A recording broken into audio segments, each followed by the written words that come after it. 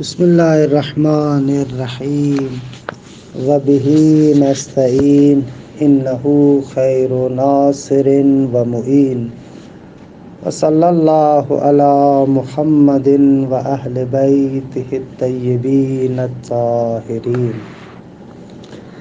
پروردگار عالم آپ تمام عزیزان کی توفیقات خیر میں اضافہ فرمائے۔ الحمدللہ ہماری گفتگو الموجز میں تعارض کے بیان میں تھی۔ عرض ہوا کہ تعارض یا تعارض مستقر ہے یا تعارض غیر مستقر ہے۔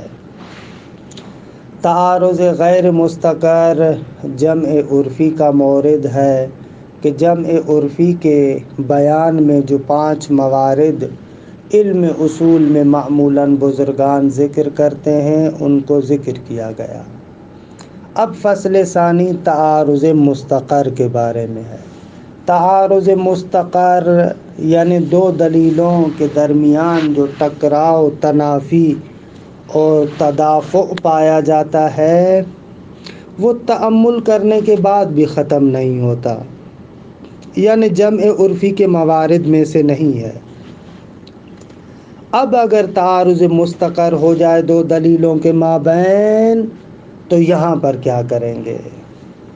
فرماتے ہیں یہاں پر 2 مقامات میں بحث ہوگی، ایک قاعدہ اولیہ اور دوسرا قاعدہ ثانویہ۔ قاعدہ اولیہ یعنی ہماری عقل کیا کہتی ہے، شارع کے بیانات سے پہلے خود ہم اپنے عقل کی طرف مراجعہ کریں کہ ہماری عقل کیا کہتی ہے، یہ قاعدہ اولی ہوگا۔ قاعدہ ثانویہ سے مراد یہ ہے کہ شارع کا بیان یہاں پر کیا ہے، شارع معظم یہاں پر کیا ہمیں راہ حل بتاتے ہیں۔ اچھا، جو قاعدہ اولیہ ہے تعارض کے وقت، فرماتے ہیں قاعدہ اولیہ وہی تساقط ہے، اذا تعارضا تساقطا۔ ہماری عقل کہتی ہے اگر 2 دلیلوں کے مابین ایسا تعارض ہے کہ جو تعارض تأمل کے بعد ختم نہیں ہوتا، یعنی جمع عرفی وہاں پر ناممکن ہے، تو عقل کہتی ہے کہ دونوں دلیلوں کو پھینک دیا جائے گا، دونوں پر آپ عمل نہیں کر سکتے۔ اچھا، کیوں عقل کہتی ہے کہ یہاں پر تساقط ہے؟ فرماتے اس لیے کہ اگر فرض کریں کہ تعارض 2 روایتوں کے مابین ہے، اور ظاہر سی بات ہے کہ جو روایات ہیں مثلا خبر ثقہ، ان کے مابین جو تعارض پایا جاتا ہے اور تعارض بھی مستقر ہے، اس میں تو شک نہیں ہے۔ خبر کو جو حجت شارع نے قرار دیا ہے وہ اس باب سے ہے کہ یہ خبر طریقیت رکھتی ہے۔ یعنی کیا؟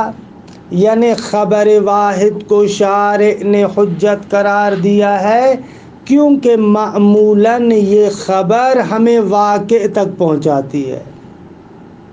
پس اخبار اور خبر کی حجیت طریقیت کے باب سے ہے، یعنی معمولاً خبر واحد ثقہ آپ کو واقع تک پہنچا دیتی ہے، اور اس کے لیے جو اہم ترین دلیل ہے ہمارے پاس وہ دلیل بھی سیرہ عقلاء ہے۔ ہم نے دلائل ذکر کیے تھے نا خبر واحد کے بارے میں، وہاں پر عرض ہوا کہ اہم ترین دلیل جو حجیت خبر واحد کے بارے میں ہے وہ سیرہ عقلاء ہے، اور سیرہ عقلاء کے بارے میں کہتے ہیں یہ دلیل لبی ہے۔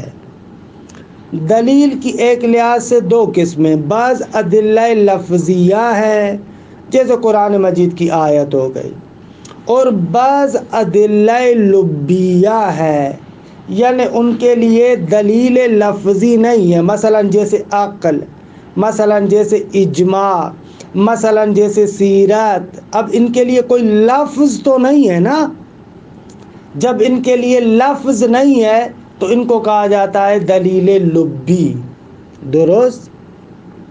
دلائل لبیہ میں کہتے ہیں کہ فقط اور فقط قدر متیقن سے آپ تمسک کر سکتے ہیں.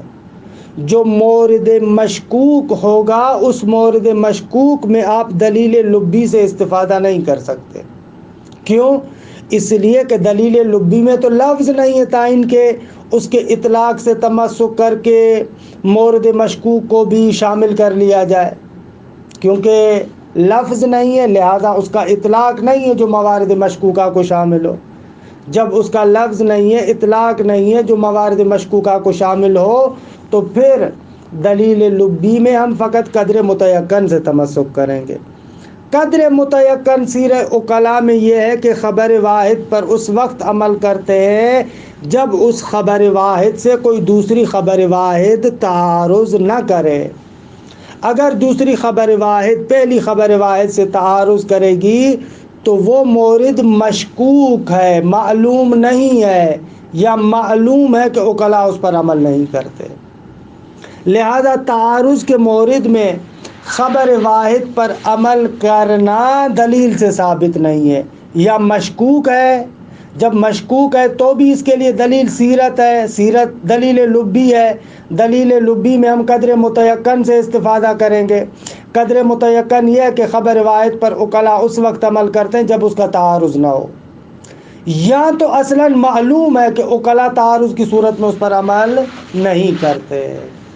نتیجتاً اگر خبرین متعارضین ہوں تو اصلاً وہ فاقد حجیت ہیں، دلیل حجیت ان کو شامل ہی نہیں. لہذا جب ان دونوں کو دلیل حجیت شامل نہیں ہے تو تعارضا تساقطا، دونوں میں تعارض ہوگا، دونوں کو چھوڑ دیا جائے گا. یہ قاعدہ اولی ہے کہ اس عبارت کو دیکھیں پھر قاعدہ ثانوی کی طرف جاتے. الفصل الثانی التعارض المستقر، فرماتے ہیں دوسری فصل تعارض مستقر کے بارے میں ہے. او اعمال الترجیح والتخییر، یا دوسرے لفظوں میں کہیں کہ وہاں پر ترجیح اور تخییر کو کیسے عمل میں لایا جائے گا، کہ انشاءاللہ وہ قاعدہ ثانویہ میں ذکر ہوگا. اذا کان ہناک بین الدلیلین تناف و تدافع، فرماتے اگر دو دلیلوں کے مابین تنافی ہو اور تدافع ہو، تنافی ہو یعنی ٹکراؤ ہو، تدافع ہو یعنی ایک دوسرے کے ساتھ جھگڑا ہو. تدافع اور تنافی ہو کہاں پر؟ فی المدلول، مدلول کے درمیان، اس کا ایک مدلول ہے، ایک واجب دوسرا حرام. علی وجہ لا یمکن الجمع بینہما، تنافی اور تدافع بھی اس طریقے سے ہے کہ دونوں کے مابین جمع عرفی ناممکن ہے. لا یمکن الجمع بینہما جمعا عرفیا، جمع عرفی کے طور پر دونوں کے مابین جمع کرنا ناممکن ہے. ایسا جمع عرفی کے مقبولاً عند اہل التقنین، جو قانون گزار ہیں ان کے نزدیک جو جمع عرفی مقبول ہے وہ ہمارے پاس موجود نہ ہو، اس قسم کا جمع کرنا ناممکن ہو. اب یہاں پر کیا کریں گے؟ فرماتے فیقع الباس فی امور، یہاں پر بحث چند امور میں واقع ہوگا. الاول ما ہی القاعدۃ الاولیۃ عند التعارض، امر اول یہ ہے کہ قاعدہ اولیہ تعارض میں کیا ہے. قاعدہ اولیہ یعنی ہماری عقل کیا کہتی ہے شارع کے بیانات کو چھوڑتے ہوئے. لا شک ان الاخبار حجۃ من باب الطریقیہ، اس میں کوئی شک نہیں ہے کہ روایات جو حجت ہیں طریقیت کے باب سے ہے. انشاءاللہ رسائل میں پڑھیں گے کہ امارات کے بارے میں، کہ امارات جو حجت ہے آیا یہ طریقیت رکھتے ہیں یا سببیت رکھتے ہیں. پھر سببیت بھی یا معتزلی ہے یا اشعری ہے یا نہ مصلحت سلوکیہ ہے، کہ شیخ اعظم فرماتے ہیں کہ ان تمام تفاصیل کو ہم یہاں پر بیان نہیں کرتے، وہ آپ رسائل میں پڑھیں گے. یہاں پر اجمال یہ ہے کہ بابا روایات حجت ہیں طریقیت کے باب سے. طریقیت کے باب سے حجت ہیں یعنی کیا؟ بمعنی انہا الموصلۃ الی الواقع فی کثیر من الاحیان، یہ بہت سارے مقامات پر روایات ہمیں واقع تک پہنچا دیتی ہیں. شارح نے خبر ثقہ کو اس لیے حجت کیا ہے کہ خبر ثقہ معمولاً ہمیں واقع تک پہنچا دیتی ہے، لہذا اخبار اور روایات میں جو حجیت ہے وہ طریقیت کے باب سے ہے۔ ھذا من جانب، یہ ایک طرف سے، ومن جانب آخر، اور دوسری طرف سے اس بات کو دیکھیں کہ ان دلیل حجیت قول الثقہ منحصرۃ فی السیرۃ العقلائیۃ عند المحققین۔ فرماتے ہیں قول ثقہ کی حجیت فقط اور فقط اس کے لیے جو ہمارے پاس دلیل ہے وہ سیرہ عقلاء ہے۔ قول ثقہ کی حجیت کی دلیل منحصر ہے سیرہ عقلائیہ میں، محققین کے نزدیک یہ دلیل ہے۔ البتہ بعض لوگوں نے آیات و روایات سے استدلال کیا، لیکن وہ محققین کے نزدیک تام نہیں ہے۔ محققین کے نزدیک جو اہم ترین دلیل اور منحصر دلیل ہے خبر ثقہ کی حجیت کے لیے وہ سیرہ عقلاء ہے۔ اور یہ نقطہ بھی مد نظر رکھیں کہ وَبِمَا أَنَّ السِّیرَةَ دَلِیلٌ لُبِّیٌّ، اور سیرت دلیل لبی ہے، کوئی لفظی دلیل تو نہیں ہے۔ یؤخذ بالقدر المتیقن منہ، اور دلیل لبی میں فقط قدر متیقن سے اخذ کیا جاتا ہے۔ کیوں قدر متیقن؟ اس لیے کہ لعدم وجود لسان لفظی لہا، اس کے لیے کوئی لسان لفظی تو نہیں ہے، حتیٰ یؤخذ باطلاقہ، تاکہ ہم اس کی لسان لفظی سے آئیں اور اس کے اطلاق سے استفادہ کریں اور موارد مشکوکہ کو بھی شامل کریں، نہ ایسے نہیں ہے۔ والقدر المتیقن من السیرت، اور قدر متیقن سیرت میں کیا ہے؟ فی مورد حجیت قول الثقہ، قول ثقہ کی حجیت کے مورد میں قدر متیقن کیا ہے یا صورت و عدم التعارض، جب تعارض نہ ہو تو حجت ہے، قدر متیقن یہ ہے۔ لیکن اگر خبر واحد میں تعارض آ جائے تو بھی آیا عقلاء اس پر عمل کرتے ہیں؟ یہ مشکوک ہے، اور مشکوک ہے تو آپ اس سے تمسک نہیں کر سکتے۔ نتیجتاً فتکون القاعدۃ الاولیۃ ہی سقوط الخبرین المتعارضین عن الحجیہ۔ فرماتے ہیں کہ قاعدہ اولیہ فقط یہ ہوگا کہ دونوں متعارض خبریں ساقط ہو جائیں گی حجیت سے۔ کیوں؟ لما مضی من ان شک فی الحجیہ یساوق القطع بعدمها، اگر ظن کے بارے میں شک کے در حجیت ہو تو یہ شک کے در حجیت مساوی ہے اس بات کے کہ آپ کو یقین ہو جائے کہ یہ حجت نہیں ہے۔ مشکوک الحجیت ظن مقطوع بعدم حجیتها، ہمیں قطع حاصل ہے کہ یہ حجت نہیں ہے، کیونکہ اصل اولی ظن میں کیا ہے؟ عدم حجیت ہے۔ اچھا، اب آتے ہیں قاعدہ ثانویہ کی طرف۔ شارح کی جانب سے کیا ہے؟ فرماتے الثانی ما ہی القاعدۃ الثانویۃ عند التعارض، شارح کی جانب سے کوئی رہنمائی ہے؟ اگر کوئی رہنمائی ہے تو اسے کہیں گے قاعدہ ثانویہ۔ کیا ہے قاعدہ ثانویہ؟ تعارض کے وقت قد وقفت على ان مقتضى القاعدۃ الاولیہ فی الخبرین المتعارضین هو التساقط۔ بھئی آپ نے جان لیا کہ قاعدہ اولیہ کا تقاضا یہ ہے کہ اگر دو متعارض خبریں ہیں تو تساقط ہوگا۔ فلو ثبت شیء علی خلاف تلک القاعدہ نأخذ بہ، اگر کوئی چیز یعنی دلیل شرعی کوئی آ جائے اور اس قاعدے کے برخلاف ہو تو ہم اس دلیل پر عمل کریں گے، وَإِلَّا اگر کوئی دلیل نہیں ہوگی تو فَهِيَ مُحَكَّمَةٌ، تو قاعدہ اولیہ محکم اور مضبوط ہوگا۔ یعنی دوسرے لفظوں میں قاعدہ اولیہ کو اس لیے ہم نے معین کیا کہ اگر شارح کی جانب سے کوئی بیان آ جاتا ہے تو اس پر عمل کریں گے، اور اگر کوئی بیان نہیں آتا تو اصل اولی اور قاعدہ ہمارے پاس تعارض میں تساقط کا ہوگا۔ فَنَقُولُ إِنَّ الْخَبَرَيْنِ الْمُتَعَارِضَيْنِ عَلَى صُورَتَيْنِ، جو متعارض خبریں ہیں ان کی دو صورتیں ہیں۔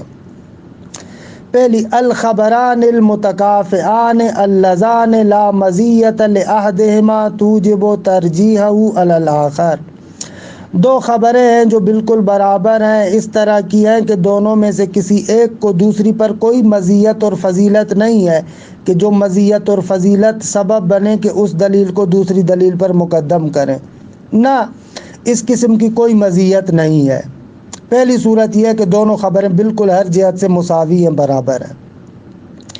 دو، الخبران المتعارضان اللذان فی احدہما مزیہ، فرماتے ہیں کہ ایسی خبریں کہ جو آپس میں تعارض رکھتی ہیں لیکن دونوں میں سے ایک میں کوئی ایسی مزیت اور خصوصیت ہے کہ توجب ترجیحہ علی الآخر، جو مزیت اور خصوصیت سبب بنتی ہے کہ اس خبر کو دوسری خبر پر ترجیح حاصل ہے۔ وَإِلَيْكَ الْكَلَامُ فِي كِلَا الْقِسْمَيْنِ، فرماتے ہیں کہ ہم آپ کے سامنے دونوں قسموں کے بارے میں گفتگو کرتے ہیں۔ الصورۃ الاولی الخبران المتعارضان المتکافئان، دو خبریں ہیں جن میں تعارض ہے لیکن دونوں متکافئ ہیں، برابر ہیں، کسی کو کسی پر کوئی مزیت اور خصوصیت نہیں ہے۔ کیونکہ آسان بات ہے لہذا میں صرف ترجمہ کرتا جا رہا ہوں، تھوڑی وضاحت جہاں پر چاہیے وہاں پر وضاحت بھی کر دوں گا۔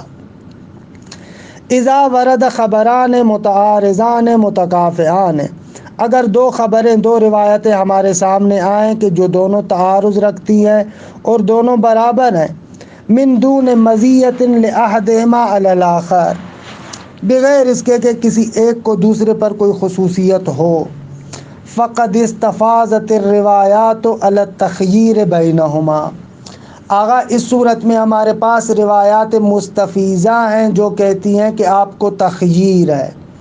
اگر دونوں خبریں متعارض ہیں اور دونوں ہیں بھی برابر، کسی کو کسی پر کوئی خصوصیت نہیں ہے، تو اخبار مستفیضہ یعنی 3 سے زیادہ اخبار یہ بیان کرتی ہیں کہ یہاں پر آپ کو تخییر ہے، آپ کی مرضی جس روایت پر آپ عمل کریں۔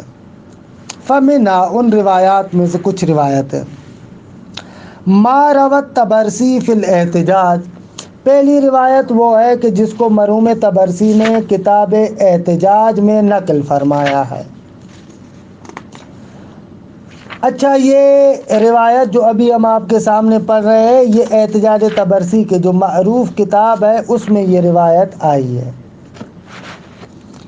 کیسے ہے روایت؟ اگرچہ کوئی بندہ آ کر کہہ سکتا ہے کہ احتجاج طبرسی کی روایات معمولاً مرسل ہوتی ہے، تو پھر آپ مرسل روایت سے کیسے استدلال کر رہے ہیں؟ تو اس کا جواب یہ ہے کہ یا تو جو مرحوم طبرسی نے مقدمے میں ذکر کیا ہے کہ بھئی اس کتاب کے اندر ہم معتبر روایات کو نقل کرتے ہیں، ٹھیک ہے، یا تو ان کی گواہی کو قبول کر لیں آپ،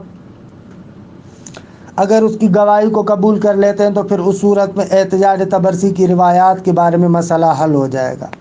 جیسے کہ ہمارے استاد بزرگوار حضرت آیت اللہ شب زندہ دار دام ظلہ العالی کی نظر یہی ہے کہ وہ اس قسم کی گواہی کو قبول کرتے تھے، یعنی احتجاج طبرسی کی روایات کو معمولاً وہ حجت مانتے ہیں، لیکن ان کے برخلاف جو مشہور ہے وہ کہتے ہیں معمولاً احتجاج طبرسی کی روایات تقریباً 99% روایات مراسیل ہے، لہذا وہ حجت نہیں ہے، مشہور ایسے کہتے ہیں۔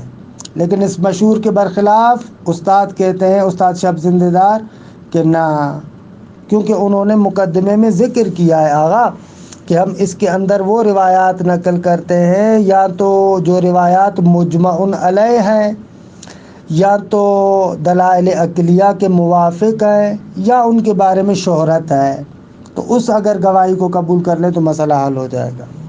بہرحال مرحوم طبرسی احتجاج میں نقل کرتے حسن ابن جہم سے، جہم ہے جہم ہے یہ ضبط آپ دیکھیے گا۔ قال قلت له، حسن ابن جہم امام رضا سے روایت نقل کرتے ہیں، کہتے ہیں میں نے مولا رضا کو فرمایا تجیئنا الاحادیث عنکم مختلفہ، آپ کی جانب سے ہمارے پاس مختلف روایات پہنچتی ہیں۔ فقال ما جاءک عنا، جو بھی روایت تمہارے پاس ہماری جانب سے آئے، فقس علی کتاب اللہ عز وجل، اس کو اللہ کی کتاب کے سامنے پیش کرو، درست ہے۔ و احادیثنا، اور جو ہماری دوسری احادیث ہیں ان کے سامنے پیش کرو. فَإِن كَانَ يُشْبِهُهُمَا، اگر یہ روایت کلام خدا کے مطابق ہے یا ہماری دوسری احادیث مسلمہ کے مطابق ہے تو فَهُوَ مِنَّا، وہ ہماری روایت ہے، یعنی قبول کرو.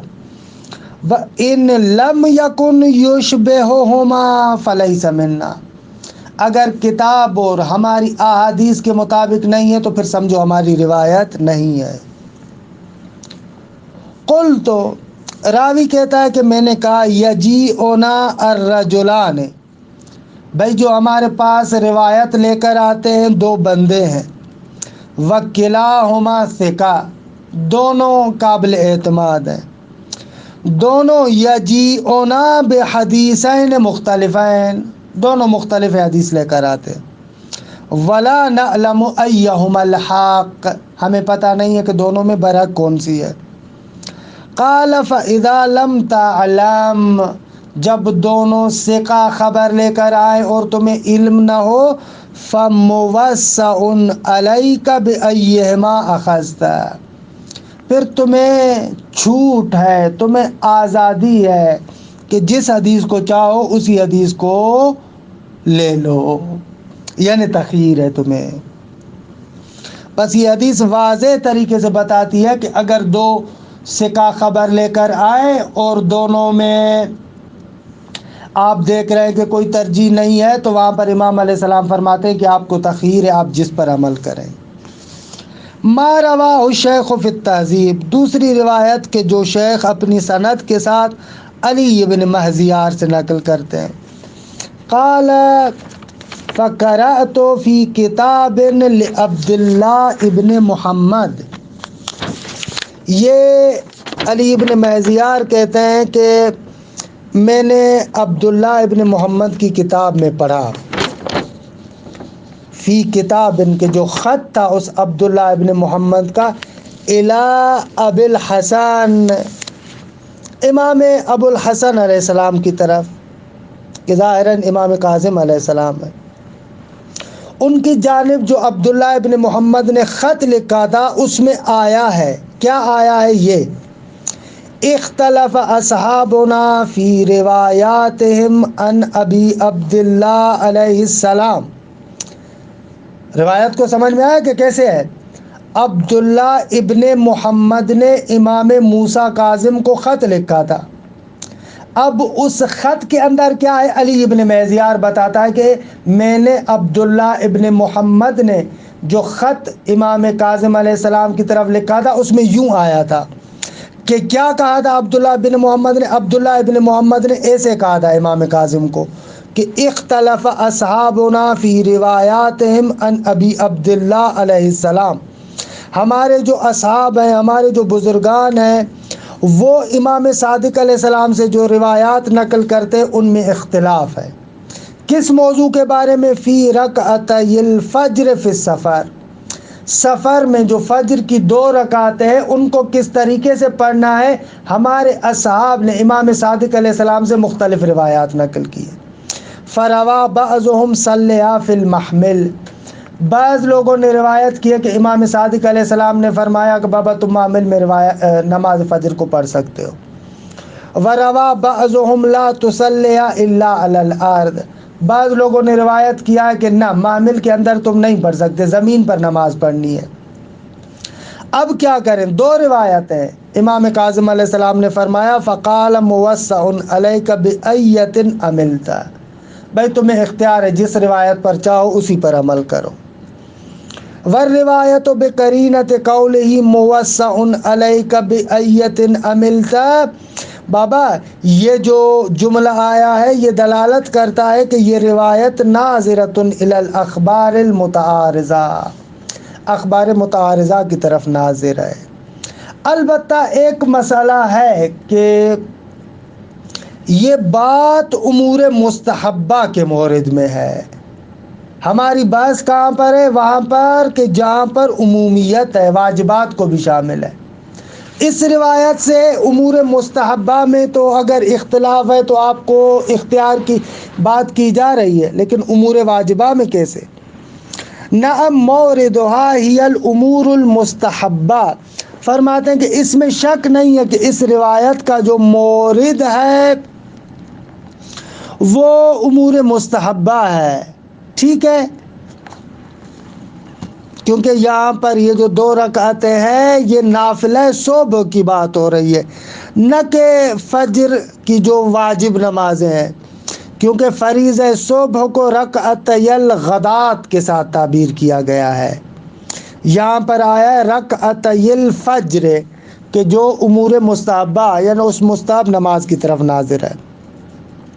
والتخییر فی المستحبات لا یکون دلیلا علی التخییر فی الواجبات، اگر امور مستحبہ میں تخییر کی بات کی گئی ہے تو یہ دلیل نہیں بنتی کہ واجبات میں بھی تخییر ہے، یعنی اس کے ذریعے سے مصنف کہتے ہیں کہ بابا اس دوسری روایت سے استدلال نہیں کر سکتے، لأن للأولا مراتب مختلفة فی الفضیلہ، کیونکہ امور مستحبہ والی جو بات ہے خوب مستحبہ کے مراتب مختلفہ ہے، ایک مستحب مؤکدہ ہے، ایک کچھ کم ہے، ایک اور زیادہ کم ہے، تو مستحبات کے اندر تخییر کی بات تو دلیل نہیں بنتی کہ واجبات میں بھی آپ کو تخییر ہے۔ زمین پر جو مستحب نمازیں ہیں 2 رکعتیں پڑھنا ہے مثلا، وہ بہت زیادہ فضیلت کی حامل ہے، اعلیٰ زمین پر نہیں پڑھ سکتے، معامل پر ہی پڑھو تمہاری مرضی، تو اس اعتبار سے مشکل نہیں ہے۔ فَيَصِحُّ التَّخْيِيرُ بَيْنَ دَرَجَاتِهَا، لہذا مستحبات کے درجات میں تخییر کی بات کی جا سکتی ہے۔ وَهَذَا بِخِلَافِ الْوَاجِبَاتِ، لیکن واجبات میں ایسے نہیں ہے۔ فَإِنَّ أَحْدَ الطَّرَفَيْنِ تَعَلَّقَ بِهِ الْأَمْرُ دُونَ الْآخَرِ، کیونکہ واجبات میں ایک مأمور بھی ہے نہ کہ دوسرا، یعنی دونوں تو نہیں ہے نا، ایک ہی واجب ہے، تو وہاں پر تخییر آپ ثابت نہیں کر سکتے۔ علی ای حال، دوسری روایت سے آپ استدلال نہیں کر سکتے۔ البتہ پہلی روایت سے مصنف نے استدلال کیا، لیکن عرض ہوا کہ اس کی سند کا مسئلہ ہے کہ آیا واقعاً مرحوم طبرسی کی روایت کو مانا جائے گا یا نہیں مانا جائے گا، ایک کی دلالت ضعیف ہے اور دوسرے کی سند ضعیف ہے۔ علی ای حال، تخییر مصنف کہتے ہیں کہ جب ثابت ہو گئی کہ آپ کو تخییر ہے دونوں میں سے کسی ایک پر عمل کریں، تو یہ تخییر ابتدائی ہے یا استمراری ہے؟ یاد ہوگا اصالۃ الاشتغال میں ہم ایسی بحث گزار چکے ہیں۔ ایک مرتبہ ہم تخییر کی بات کرتے ہیں کہ بابا پہلی مرتبہ تمہیں اجازت ہے کہ دونوں میں سے کسی ایک پر عمل کرو، پھر ہمیشہ تم نے اسی پر عمل کرنا ہے، ایسے نہیں ہے کہ آج پہلی پر عمل کیا، کل دوسری پر، پرسوں پھر پہلی پر، اس کے بعد پھر مثلا جو ہے وہ کیا دوسری پر، نہ ایسے نہیں ہے، یہ ہو جائے گی تخییر ابتدائی۔ تخییر استمراری کا مقصد یہ ہے کہ جب بھی آپ عمل کریں آپ کو اختیار ہے، پہلی مرتبہ ایک پر عمل کریں، دوسری مرتبہ دوسری پر عمل کریں، یہ تخییر استمراری ہوگی۔ مصنف فرماتے ہیں کہ یہ جو ہم کہہ رہے ہیں خبرین متعارضین میں آپ کو تخییر ہے، یہ تخییر ابتدائی ہے یا استمراری ہے؟ فرماتے ہیں اصالۃ الاشتغال کی بحث میں گزر چکا کہ ہم نے تخییر ابتدائی کو اہمیت دی، کیونکہ اگر تخییر استمراری کو اہمیت دی جائے تو بعض موارد میں قطعاً مخالفت قطعیہ اور عملیہ لازم آئے گی، لہذا مخالفت قطعیہ چاہے دفعتاً ہو یا مستمرن ہو جائز نہیں ہے۔ حل التخییر بدوی او استمراری، فرماتے ہیں کہ یہ تخییر ابتدائی ہے یا استمراری ہے۔ اذا ورد خبران متعارضان متکافئان، جب 2 خبریں وارد ہوں کہ جو دونوں متعارض ہیں اور دونوں بالکل برابر ہیں، فَهَلِ التَّخْيِيرُ بَيْنَهُمَا بَدْوِيٌّ یعنی ابتدائی او استمراری، یا تخییر استمراری ہے۔ بمعنی، کیا مقصد اس کا؟ کہتے ہیں اس کا معنی یہ ہے کہ ان لہو اختیار غیر مختار فی الواقعۃ الاولی، استمراری یعنی اس کو اختیار حاصل ہے، اس کے لیے جائز ہے کہ وہ اختیار کرے اس کو کہ جو غیر ہے اس کا جس کو اس نے واقعہ اولا میں اختیار کیا ہے، یعنی پہلی مرتبہ جس کو اختیار کیا ہے دوسری مرتبہ اس کے برعکس دوسرے کو اختیار کرے، یہ ہو جائے گی تخییر استمراری۔ والحق انہو بدویون کہ ابتدائی ہے، بابا پہلی مرتبہ جو اختیار کیا اب آخر تک اسی پہ رہنا ہے۔ وقت سبق بیان فی مباحث الاشتغال، باس احتیاط میں یہ بات گزر چکی ہے۔ وذکرنا فیہ اور وہاں پر ہم نے ذکر کیا ان المخالفۃ القطعیۃ العملیۃ للعلم الاجمالی قبیح و حرام، اگر علم اجمالی کی مخالفت قطعیہ قبیح اور حرام ہے۔ من غیر فرق بین ان تکون المخالفت دفعیۃ او تدریجیہ، اب یہ مخالفت ایک ہی مرتبہ ہو یا آہستہ آہستہ ہو، پہلی مرتبہ ایک کو انجام دیا، دوسری مرتبہ اس کے برخلاف کو انجام دیا، قطعاً مخالفت ہو گئی، کہ تفصیل باس احتیاط میں گزر چکی ہے، اس کا تکرار نہیں کر رہا۔ فَإِذَا أَخَذَا بِأَحْدِ الْخَبَرَيْنِ فِي وَاقِعَةٍ، ایک واقعے کے اندر ایک روایت سے تمسک کیا، وَالْخَبَرَ الْآخَرَ یعنی وَأَخَذَ الْخَبَرَ الْآخَرَ فِي وَاقِعَةٍ أُخْرَى، اور دوسرے واقعے میں دوسری خبر کے ساتھ تمسک کرتا ہے، کہتے ہیں یہ درست نہیں ہے۔ فقد علم بالمخالفت العملیہ اما بعمل ھذا او بما سبق، تو کہتے ہیں علم حاصل ہو جائے گا مخالفت عملیہ کا کہ قطعاً اس نے مخالفت کی ہے، یا تو اس پر عمل کر کے یا اس کے ما سبق پر عمل کر کے، کیونکہ جب دونوں پر عمل کیا تو قطعاً دونوں میں سے ایک مخالف ہے اور اس نے دونوں پر عمل کر لیا ہے، اگرچہ تعدد زمان کے ساتھ، لیکن بہرحال مخالفت تو حاصل ہو جائے گی۔ لہذا تخییر یہاں پر بدوی ہے۔ خلاصہ کلام، اگر اخبار متعارضہ ہوں اور دونوں متکافئ ہوں، کسی کو کسی پر ترجیح نہ ہو، تو یہاں پر فرماتے ہیں کہ تخییر ہے، اور تخییر بھی تخییر بدوی ہے، کہ انشاءاللہ دوسری صورت کی طرف پھر آئیں گے وہ کیا ہوتا ہے۔ وصلی اللہ علی محمد و اہل بیتہ الطیبین الطاہرین۔